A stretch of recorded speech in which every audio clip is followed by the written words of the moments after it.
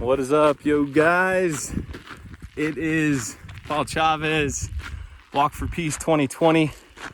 Today is day 61 of our walk. And that is not 61 days of walking. That is day 61 since we began June 24th. We've had probably about 10 days off at this point because of complications getting through Yosemite, and we took I believe 5 or 6 days off in Utah for prepping for catering a wedding, the wedding of Rob and Angela Thompson, and Kindness Day in Salt Lake. Then at the end of that, we were all exhausted. We took ourselves a day to get a shell, a Rack Sport shell for our Subaru, and just to rest, get some shopping done. So here we are, walking day 61.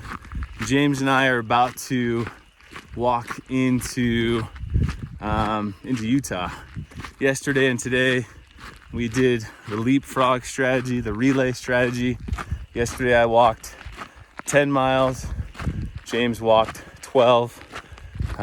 Today I'm gonna walk 6.5. He's gonna walk 7.5. We'll meet about a half a mile before, or a quarter of a mile before the Utah-Nevada border, and we will walk into Nevada together, or walk into Utah from Nevada together. It's been a experience. It's been a challenging experience going through Nevada. Many beautiful experiences, ranging from Stephen Wanis, our ex-convict friends who've changed their lives around and who have started an organization to help ex-convicts to return to life as normal. It's called something about second chances. I actually don't know the name of their organization, but those guys were incredible. They're transporters. They transport cars and boats and things like that. Thank you, Stephen Wanis. Love you guys. Meeting Ann Hamilton and Sean and Christy Hamilton and their kids, and just the support they've been, and Mary in Lund. So many cool people have stopped on the side of the road, and getting a connection to Lund from Murray Morris. It's been wonderful. It really has. Meeting Searle Holiday at the E.T. Jerky store, and meeting the Albrights and receiving their generosity in Las Vegas. Linking up with Hosea and Renee in Las Vegas for some sushi as a reward for crossing California, and having Hosea jump on our team to help us with PR. Thank you so much, Hosea, for that. We need you, man. We appreciate you. We've been super blessed through Nevada, and it's been extremely challenging. The crazy wild horse story that we have, that you can find soon to be published on Patreon. Our story of the 12-hour wait that you'll also find on our Patreon. The story of the ants, the horses, the mosquitoes, and the creepiness that you'll find on our Patreon. Lots of really cool stories. And we are realizing as we go through Nevada that we are pretty bootstrapped for money. And we're just going down to the bare minimums here. So anything you guys can do to support us across would be helpful. We are just basically coming to our wits' end financially, as Katrina lost her job just as she began to join us in July, early July. Got my last paycheck end of last month, and my savings is coming dry that I was going to use for this trip. So it's been a good challenge. Lots of good challenges, lots of good blessings, lots of amazing, incredible experiences. So glad to have taken this trip. We were just talking yesterday how, even with everything that's happened, with all the challenges, all the difficulties, the sore knees, the the sore lower back, the trouble we've had sleeping, experiencing something akin to heat stroke, maybe a light form of heat exhaustion, different days, and the health complications we've all had. Everything we've done so far, all the experiences we've had, has made the entire walk across America worth it at this point for me. And we're gonna go the whole way. We're gonna go all the way to DC and all the way to Virginia Beach. But the experiences we've had thus far, just in these first 61 days, have made the entire rest of the trip worth it. I could go the entire rest of the way and not have one more single conversation and feel like this trip has been worth it. The encouragement, the love, the support we've received from you guys out there has been tremendous. So we appreciate you. Something, this as a little bonus, most people probably don't watch 6 minutes through, I would imagine, but thank you if you're watching this far. As a bonus for you guys, day one, 15 miles in, my knee gave out, my left knee gave out, and I was pretty much limping with a stiff leg the whole last 5 miles. And I have sort of this intensity, I don't know exactly where it comes from. It's like a David Goggins style intensity. And I told myself, I don't give an F if I have to limp the entire way across America. That's how convicted I was from day one to do this. This is not just something I'm doing for fun. This is not just something I'm doing for me.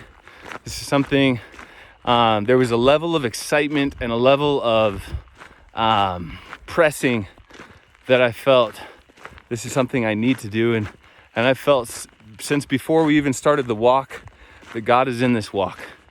And we truly appreciate all of you who have felt that, and all of you who have been so supportive and so incredible, and all of the amazing experiences and miracles we've had. It's been overwhelming.